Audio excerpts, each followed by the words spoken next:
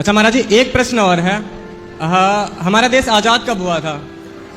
1947 में सुनने में यही आया 15। अब महाराज जी दूसरा प्रश्न है, हमारी देश मुझे लगता है कहीं ना कहीं शिक्षा की कमी है। जितनी जल्दी मुझे लगता है कई लोगों ने इस प्रश्न का उत्तर दे दिया कि 1947 में आजाद हुआ था। ऐसा पढ़ाया गया है ना। हाँ, हाँ, गलती किसी की नहीं, जो पढ़ाया गया हाँ, हाँ, वो याद है सबको। अब ये पढ़ाया गया है, फिर आप ये बताइए कि हमारा देश गुलाम कब हुआ था, उसकी तिथि किसको याद है? देश गुलाम हुआ है बहुत पहले, ये तिथि याद 1500। पहला आक्रांता जो आया मैंने पढ़ा था लगभग 1400-1500 के लगभग में कोई आया, वो तिथि मैंने पढ़ी थी पर वो मिल जाएगी लगभग 14-15 में।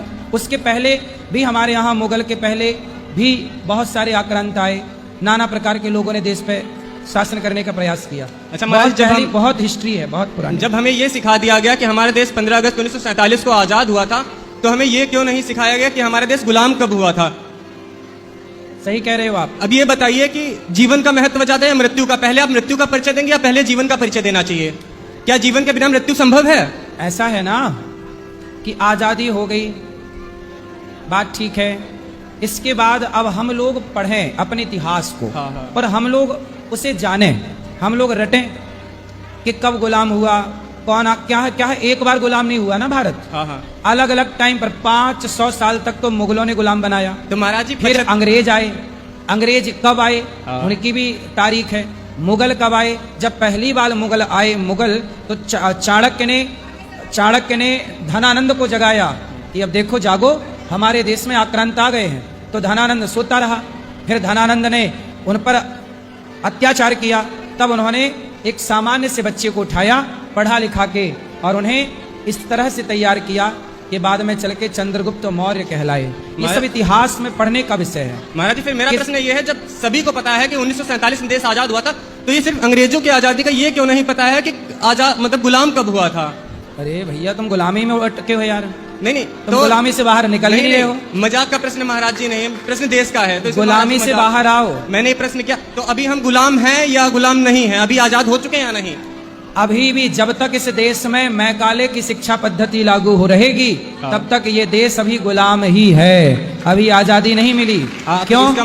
जब आजादी तब मिलेगी जब हमारे बच्चों को स्कूल में भगवत गीता पढ़ानी शुरू होगी, मातृ देवो भव पितृ देवो भव पढ़ाना शुरू होगा, तब मान लिया जाएगा कि अब हमारा देश मैकाले की शिक्षा ने अभी तक गुलाम बना रखा है।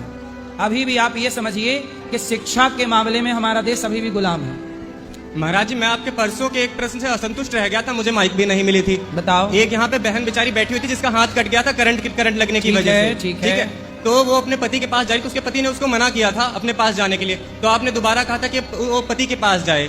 जब उसने कहा पति ने हमें भगा दिया है, तो आपने कहा था पुलिस के पास जाओ।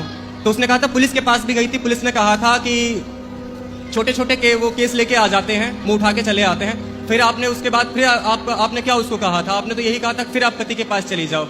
मैंने ये बोला था कि पुलिस छोटे छोटे केसों को तब तक नहीं देखती जब तक केस बड़े नहीं हो जाएं। हाँ। ये बोला था मैंने। इसके बाद बोला तो वो कहाँ जाए? आपके हिसाब से कहाँ जाती वो?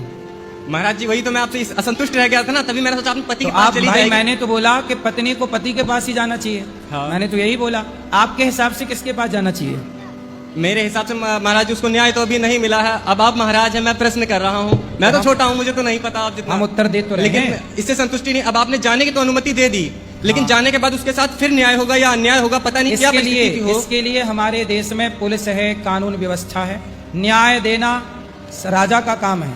हाँ। आपका और हमारा काम न्याय देना नहीं है। नहीं, न्याय कोर्ट, सुप्रीम कोर्ट और कोर्ट इत्यादि बैठी हैं।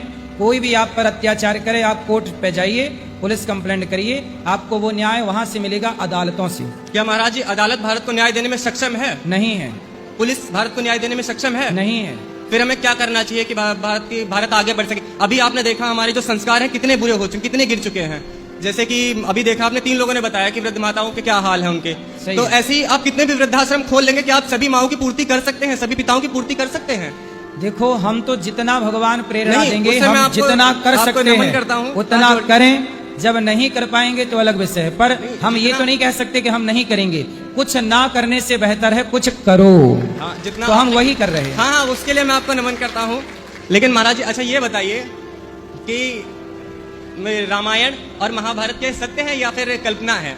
वैसे तो मैं सत्य मानता हूँ, लेकिन फिर भी मैं आपके मुंह से सुनना चाहता हूँ। आपको क्या लगता है रामायण कल्पना है? नहीं, सत्य लगता है। फिर भी मैं आपसे पूछना चाहता हूँ। रामायण कल्पना होती तो रामायण में लिखा गया राम सेतु आज प्रत्यक्ष देखने को ना मिलता। महाराज जी मैं मानता हूँ राम रामायण को भी सेतु मानता हूँ। है, राम सेतु है तो रामायण सत्य है, अयोध्या है, लंका है, राम के वो अवशेष, वो जगह, वो स्थान वो है, तो राम सत्य है और रामचरितमानस सत्य है। अच्छा, और महाराज जी जब रामायण और महाभारत सत्य है तो शस्त्र और शास्त्र भी सत्य होगा, तो है। शस्त्र और शास्त्र में क्या फर्क है? शस्त्र और शास्त्र में भगवान ने अर्जुन को सुनाया शास्त्र, हाँ। गीता, और जब शास्त्र से गुजारा नहीं हुआ, काम नहीं बना, तो अर्जुन को शस्त्र उठाना पड़ा। पहले शास्त्र सुना के समझाओ भैया, शास्त्र से मानेगा नहीं मानेगा तो शस्त्र उठाना पड़ेगा। एक हाथ में गीता और दूसरे हाथ में गांडीव।